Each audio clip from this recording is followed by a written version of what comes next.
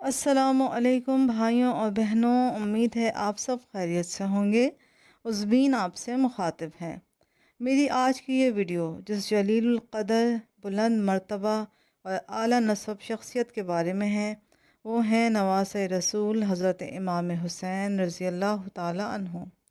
آپ جناب علی بن ابی طالب اور فاطمۃ الزہرا کے صاحبزادے حسین بن علی بن ابی طالب ہیں۔ آپ 10 جنوری سن 623 میں پیدا ہوئے اور مدینہ میں پیدا ہوئے۔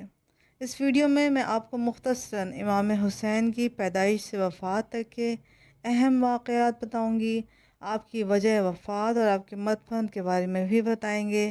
کچھ آپ کی گھریلو زندگی کے بارے میں بتائیں گے۔ اس کے علاوہ آپ کی عملی زندگی کے بارے میں بھی بات کریں گے۔ آپ کی عسکری خدمات کا جائزہ لیں گے، یعنی وہ جنگیں جن میں آپ نے حصہ لیا، اور آخر میں سانحہ کربلا جو آپ رضی اللہ تعالیٰ عنہ کی شہادت پہ جا کے ختم ہوا۔ تو شروع کرتے ہیں اللہ کے بابرکت نام کے ساتھ جو بڑا مہربان اور نہایت ہی رحم کرنے والا ہے۔ حسین ابن علی رسول اللہ کے چھوٹے نواسے تھے۔ آپ کے والد علی بن ابی طالب اور والدہ فاطمۃ الزہرا رسول اللہ کی سب سے چھوٹی صاحبزادی تھیں۔ آپ کے دوسرے بھائی جناب حسن بن علی تھے۔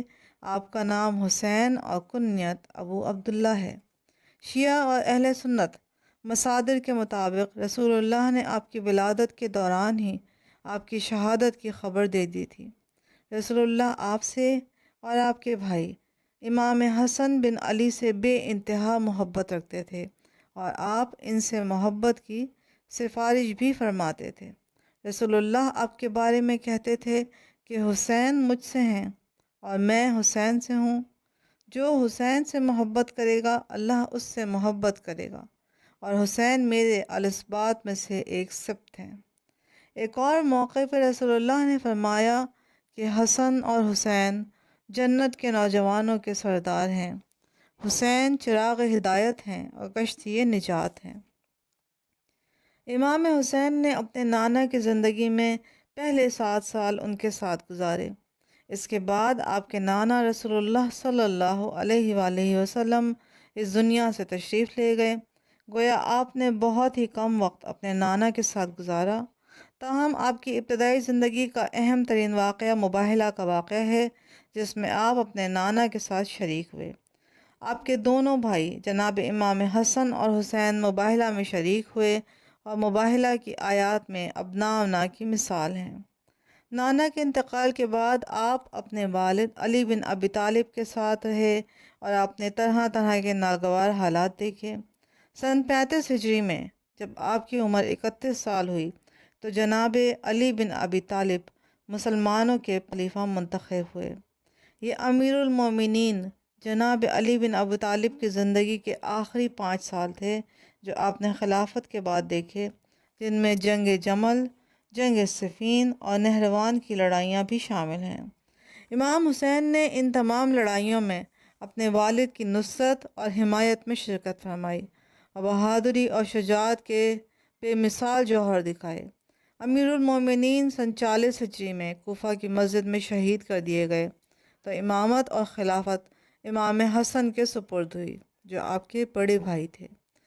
آپ امام عالی مقام نے ایک وفادار اور اطاعت شعار بھائی کی طرح سے اپنے بڑے بھائی امام حسن کا ساتھ دیا۔ جب امام حسن نے مسلمانوں اور اسلامی مملکت کے وسیع تر مفاد میں امیر معاویہ کے ساتھ صلح کر لی تو آپ نے بھی اپنے بھائی کی اطاعت کی، حالانکہ آپ امیر معاویہ کو پسند نہیں کرتے تھے۔ تاہم آپ خاموشی اور گوشہ نشینی کے ساتھ عبادت میں مصروف رہے، اور شریعت کی تعلیم اور اشاعت میں مصروف رہے، اور اپنے بھائی کے ساتھ رہے۔ جناب امام حسن کی شہادت کے بعد بھی آپ اپنے عہد پہ برقرار رہے۔ جناب امام حسن کی وفات کے بعد کوفہ کے لوگوں نے آپ کو بہت اکسایا کہ آپ امیر معاویہ کے کوفہ کے قریب کیمپ پہ حملہ کریں اور ان کی حکومت کا خاتمہ کر دیں، لیکن آپ جناب نے اس سے انکار کرتے ہوئے کہا کہ جب تک معاویہ زندہ ہے ہم امن معاہدے کی شرائط کی پابندی کریں گے۔ تاہم اپنے انتقال سے قبل جب امیر معاویہ نے یزید کو اپنا جانشین بنایا اور یزید کے لیے بیعت ہموار کرنا شروع کی، تو جناب امام حسن ان چند لوگوں میں سے تھے جنہوں نے بیعت کرنے سے انکار کر دیا اور امیر معاویہ کی سخت مذمت فرمائی، کیونکہ یہ امام حسین اور امام حسن کے ساتھ کیے گئے امن معاہدے کے خلاف تھا اور خلیفہ کے تقرر کی کونسل کے خلاف تھا جو حضرت عمر نے نامزد فرمائی تھی۔ یہ ان تمام معاہدے کی کھلم کھلا خلاف ورزی تھی اور اسلام میں بادشاہت کو فروغ دینا اور خلافت کو ختم کرنا تھا۔ امیر معاویہ نے امام حسن کے ساتھ جس امن معاہدے پہ دستخط کیے تھے، اس کے مطابق امیر معاویہ اپنے دور حکومت میں کسی کو جانشین نامزد نہیں کر سکتے تھے اور اسلامک کونسل ہی اپنا سربراہ خود منتخب کرتی۔ تاہم معاویہ خلافت کو سلطنت میں تبدیل کرنا چاہتے تھے۔ امام حسین نے اپنے بھائی کی وفات کے بعد سن 50 ہجری میں امامت پہ فائز ہوئے اور سن 61 ہجری کے ابتدائی دنوں تک آپ شیعوں کی امامت پر فائز رہے۔ شیعہ علماء آپ کی امامت کے حق میں رسول اللہ کی یہ حدیث بطور دلیل پیش کرتے ہیں کہ میرے یہ دو بیٹے حسن اور حسین امام ہیں، چاہے یہ قیام کریں چاہے یہ بیٹھے ہوں۔ سن 60 ہجری میں مدینہ سے نکلتے ہوئے اپنی وصیت اور امامت کی تمام تر امانتوں کو امہات المومنین حضرت ام سلمہ کے سپرد کر کے آپ مدینہ سے نکلے۔ بعض روایات میں یہ بھی آتا ہے کہ سن 61 ہجری میں آپ نے اپنی بڑی بیٹی فاطمہ کے حوالے کیں اور امانتوں کو چھوڑ کے آپ خود کوفے روانہ ہوئے۔ اپریل سن 680 عیسوی میں امام معاویہ کی خلافت کے بعد یزید خلیفہ کی حیثیت سے اپنے والد کا جانشین بنا اور اس نے فوراً مدینہ کے گورنر کو حکم دیا کہ امام حسین اور مدینہ کی کچھ اور ممتاز شخصیات سے میری بیعت لی جائے۔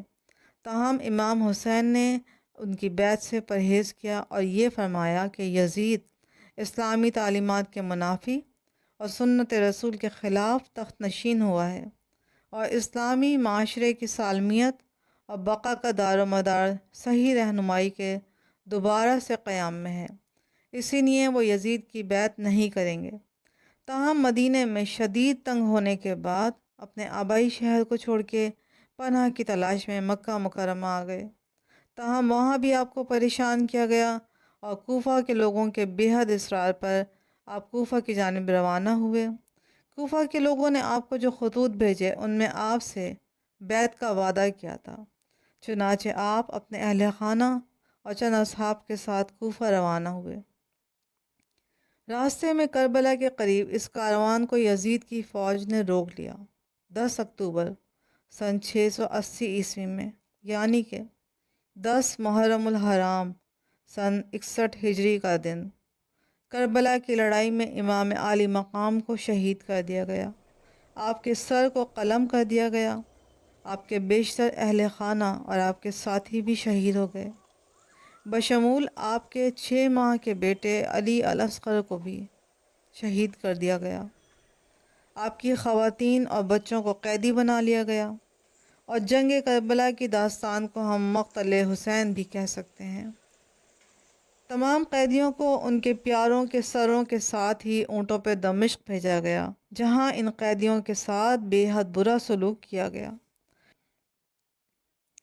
امام حسین کا سر یزید کے سامنے اس کے دربار میں پیش کیا گیا تو یزید نے اپنی چھڑی کو آپ کے دندان مبارک پر مارتے ہوئے ایک قطعہ پڑھا جو یزید کی اپنی سوچ کی عکاسی کرتا ہے، جو کچھ یوں ہے: کاش آج اس مجلس میں بدر میں مرنے والے میرے بزرگ اور قبیلہ خزرج کی مصیبتوں کے شاہد ہوتے تو خوشی سے اچھل پڑتے اور کہتے کہ شاباش اے یزید، تیرا ہاتھ کبھی شل نہ ہو، ہم نے ان کے بزرگوں کو قتل کیا اور بدر کا انتقام لے لیا۔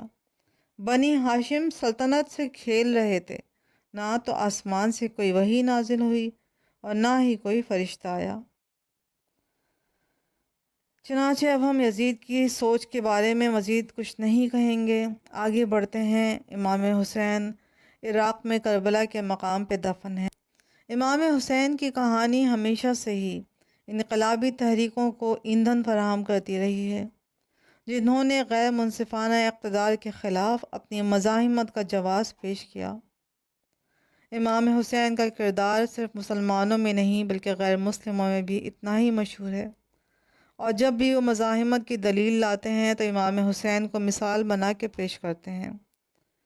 بس یہیں تک، اب اجازت دیجیے۔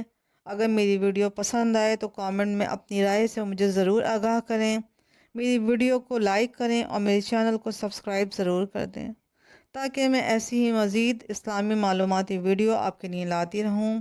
اجازت دیجیے، اور یاد رکھیں کہ میرے چینل کو سبسکرائب ضرور کر دیں اور گھنٹی کو بجا دیں تاکہ میری ویڈیو کے بارے میں سب سے پہلے آپ کو آگاہی ملے۔